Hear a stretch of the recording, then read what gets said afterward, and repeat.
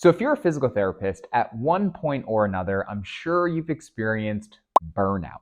When we think of burnout, the reasons we usually give as to why we feel it can be long days, we saw a lot of patients, we did a lot of documentation, someone frustrated or upset us. Those are just pieces of the puzzle. In my opinion, the real source of burnout is because we stop growing. And to really understand this better, I think we need to go back in time, in our PT career time, and start to look at some trends.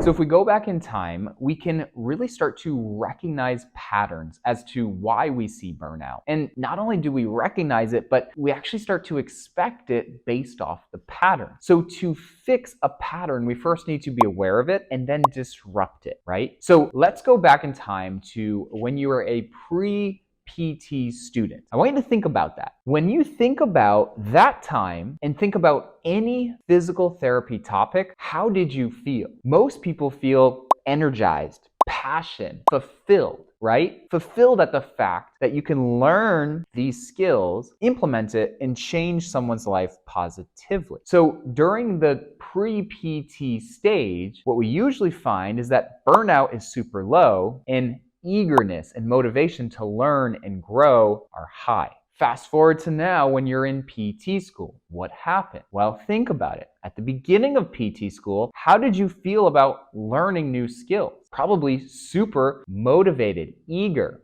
Where was burnout? Probably pretty low, right? You haven't done it long enough to even get burnt out, but it's more so the fact that you're so motivated to learn new skills that burnout's not even on the radar. But what happens as you progress through school? Think about it yourself. How did you start to feel? Most people by the end of school start to feel burnt out, right? You've learned these skills.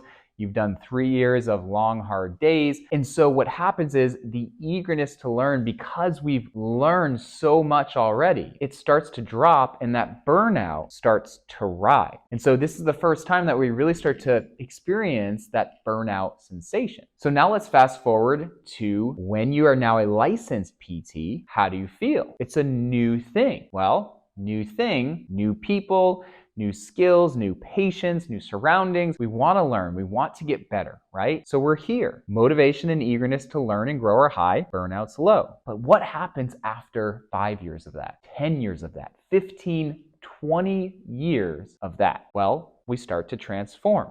Burnout increases and eager and motivation to learn drops. Now, it's not just the time that's the factor. I don't want to get that confused in this video. Of course, over time, doing something, burnout's going to rise. But what happens a lot of times is we stop learning. Think about how much learning you did in the 3 years in PT school. And then once we graduate, we have other stresses in life, and that starts to diminish our focus to learn. So what's the common pattern here? The common pattern is when we're not learning or growing, we're burning out. And think about it. If you went in every single day to the gym for 20 years and did the same exact routine, how likely would it be that A, you'd get results, B, you would stick with it, right? So many PTs hit that burnout threshold because they're not putting in time and focus and energy into learning new skills.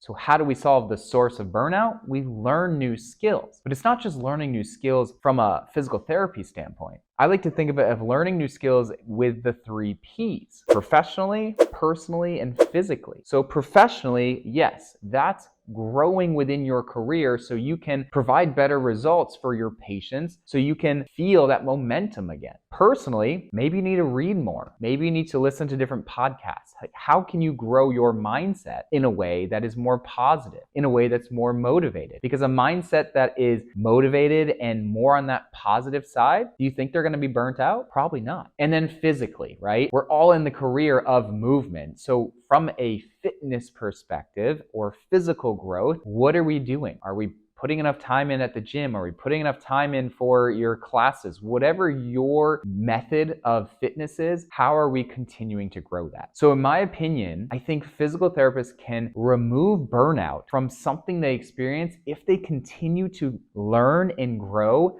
in the 3 Ps: professionally, physically, and personally.